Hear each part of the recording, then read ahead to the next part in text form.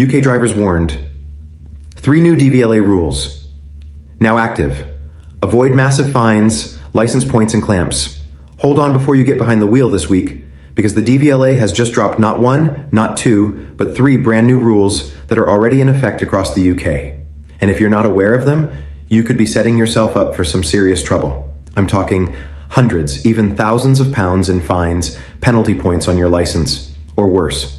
What's really shocking is how quietly these changes came in. Most drivers have absolutely no idea they're even live right now. But trust me, by the end of this video, you'll know exactly what's changed, who these rules apply to, and most importantly, how to avoid being hit with a massive fine or losing your license altogether. Before starting the video, seniors, please, my request to you is to subscribe to my channel, like it, share the channel as much as possible, and send my channel link to your retired and pensioner brothers so that they also subscribe to my channel and support me. Please, I need your support very much. Please, seniors, subscribe to my channel. I promise all my senior brothers and sisters and pensioner brothers and sisters, and especially my retired brothers, that you will always get true news on my channel. In the end, I want to say a heartfelt thank you for your support. Hey everyone, welcome back to the channel.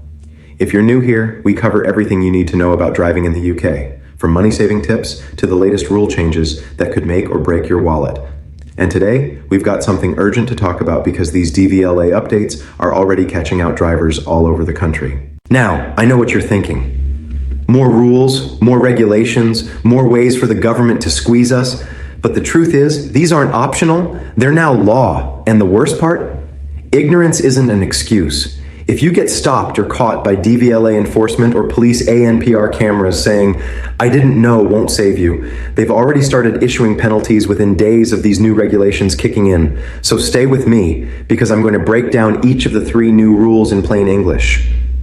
I'll tell you who's affected, what you need to do, and how to make sure you don't end up with a fine or invalid insurance. Trust me, watching this video for just 10 minutes could literally save you hundreds of pounds and a whole lot of stress later on. Let's start with the first major change. This one affects every single driver in the UK who needs to tax their vehicle. Until this week, taxing your car was pretty simple. You could do it online, by phone, or at the post office using your registration number and either your reminder letter or your logbook reference number, but not anymore. From now on, the DVLA requires mandatory digital verification for all online and phone vehicle tax renewals. That means before you can even pay your road tax, you'll need to log in or create a verified DVLA account. You can't just punch in your details and pay like before. The official explanation is that this change is all about security and fraud prevention. Apparently, there's been a huge rise in tax fraud over the last couple of years. People using stolen vehicle details or fake documentation to dodge payments or redirect tax disks.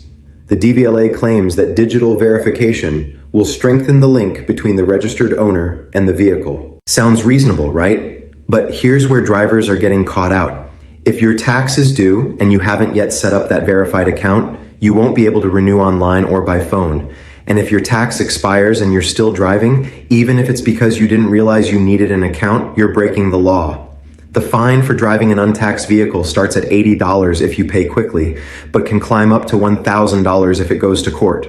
On top of that, your vehicle can be clamped or even impounded. And don't think you'll get away with it. The DVLA's automatic number plate recognition cameras are everywhere, constantly scanning plates to catch vehicles with expired tax. So the safest thing you can do right now is to head over to the DVLA website, create your verified account using your email, driving license number, and national insurance number.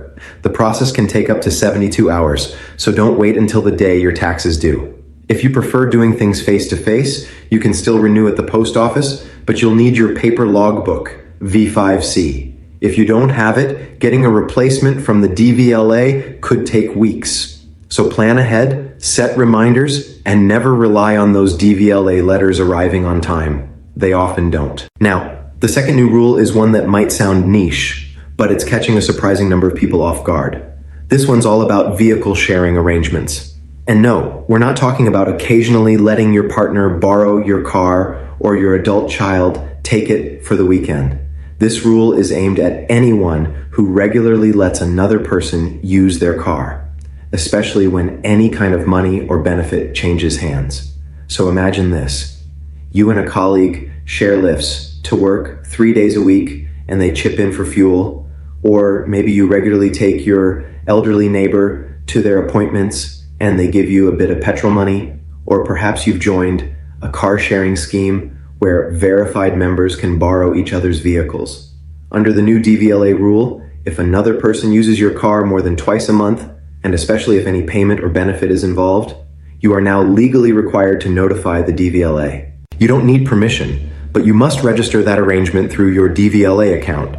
The main reason for this change is insurance. The DVLA wants to stop people from running informal taxi or car hire setups without proper commercial cover. They've also had a rise in liability disputes when accidents happen in these arrangements. Failing to report such an arrangement could land you with a $1,000 fine, but the bigger danger is insurance invalidation. If there's an accident and your insurer discovers you were in an unregistered vehicle sharing setup, they could refuse to pay out.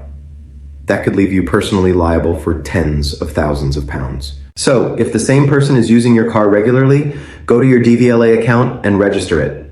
The process is free, quick, and requires the other driver's license number and insurance details. And remember, this doesn't replace proper insurance. The other person still needs to be legally insured to drive your car. If you're part of an official car sharing club, they'll likely handle this automatically. But if it's a personal arrangement between family or friends, it's up to you as the vehicle keeper to make the notification. Now, rule number 3 is a big one. And honestly, it could affect more people than either of the others. This change is about medical condition reporting. The DVLA has now expanded the list of medical conditions and medications that must be reported, and they've also tightened the deadlines. It's always been the case that serious conditions like epilepsy, vision loss, or heart problems needed to be reported. But from this week, the list has grown significantly. It now includes certain types of anxiety disorders, sleep conditions like severe sleep apnea, new categories of diabetes treatments, and even some common medications for blood pressure and mental health. If you're on any regular medication, there's now a real chance it's included. You only have 7 days from diagnosis or from starting a new prescription to report it to the DVLA. Missing that deadline could mean a $1,000 fine, but worse, if you're in an accident and your insurer finds out you failed to disclose a reportable condition, your insurance could be invalidated. That means no payout and full personal responsibility for any damage or injury caused. The DVLA says it's introduced a faster review process for low-risk conditions, meaning you might be able to keep driving while your case is assessed. But for higher-risk issues, they can suspend your license immediately while reviewing your medical file. So if you have any ongoing health condition, check the DVLA website right now. It's easy to search the updated list, and you can notify them directly online. The key thing is honesty. Reporting doesn't automatically mean losing your license. Often, the DVLA will simply ask your doctor to confirm your condition is well managed. They might issue a short-term license that you need to renew more often, but you'll still be allowed to drive. What really gets people into trouble is failing to report. So, let's recap what you need to do.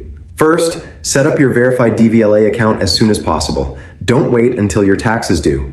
Second, if you share your car with anyone regularly, even informally, register that arrangement online. And third, review your medical conditions or medications and notify the DVLA if any apply. Yes, it's a hassle. Yes, it feels like more red tape. But the alternative, invalid insurance, fines, vehicle seizure, or even criminal charges, just isn't worth the risk. Taking an hour now could save you thousands later. All right, everyone, that's the full breakdown of the 3 new DVLA rules now in force across the UK. I hope this video helps you stay compliant, stay safe, and avoid those nasty penalties. Driving is already expensive enough without adding fines on top. If you found this useful, give it a thumbs up, share it with your friends and family, and subscribe for more essential updates like this. Drop a comment below if you've already set up your verified account or if any of these rules affect you directly. I read every comment and love hearing your experiences. Until next time, stay safe on the roads, stay smart, and I'll catch you in the next video. Take care, everyone.